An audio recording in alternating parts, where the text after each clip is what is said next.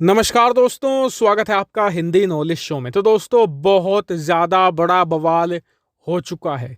किसी ने इस चीज़ की उम्मीद करी ही नहीं थी कि एक पनडुब्बी का मामला यहाँ तक पहुँचेगा कि 200 साल पुराने जो संबंध हैं वो टूटने की कगार पर आ जाएं।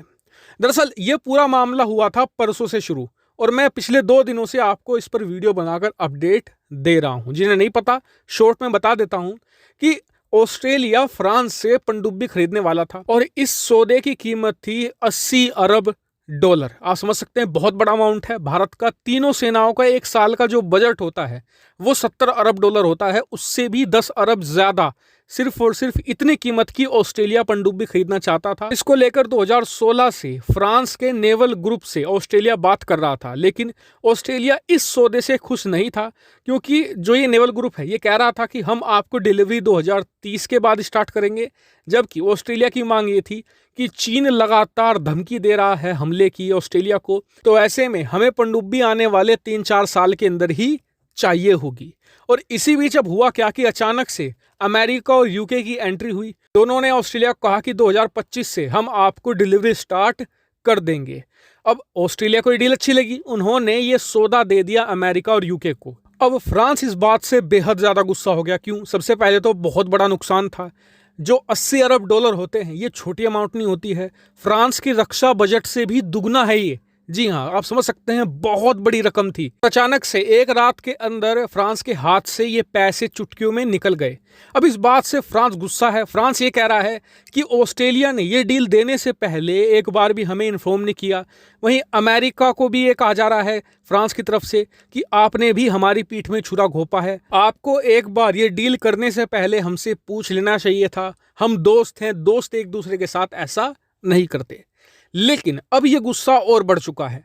दरअसल फ्रांस ने कल रात को ही अमेरिका और ऑस्ट्रेलिया से अपने राजदूत वापस बुला लिए हैं। इतना ही नहीं, फ्रांस के अंदर गुस्सा काफी ज्यादा है।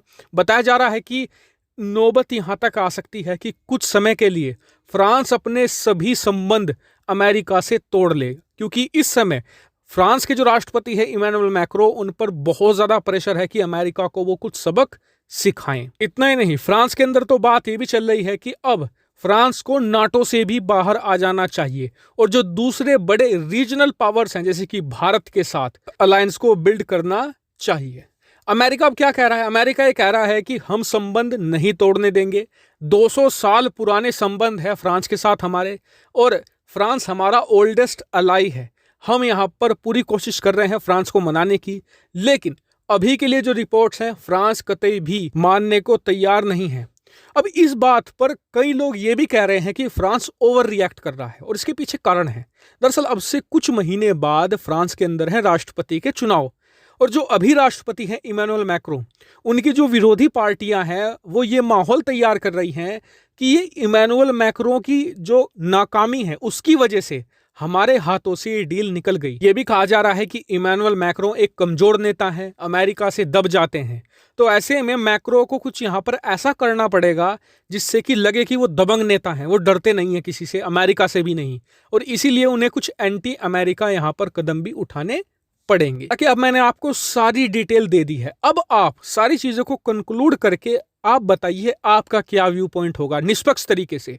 और हाँ, इस मामले पर जैसे ही कुछ नई अपडेट आएगी मैं तुरंत आपको वीडियो बनाकर सूचित कर दूंगा। फिलहाल इस वीडियो में इतना ही। Thank you very much for watching video.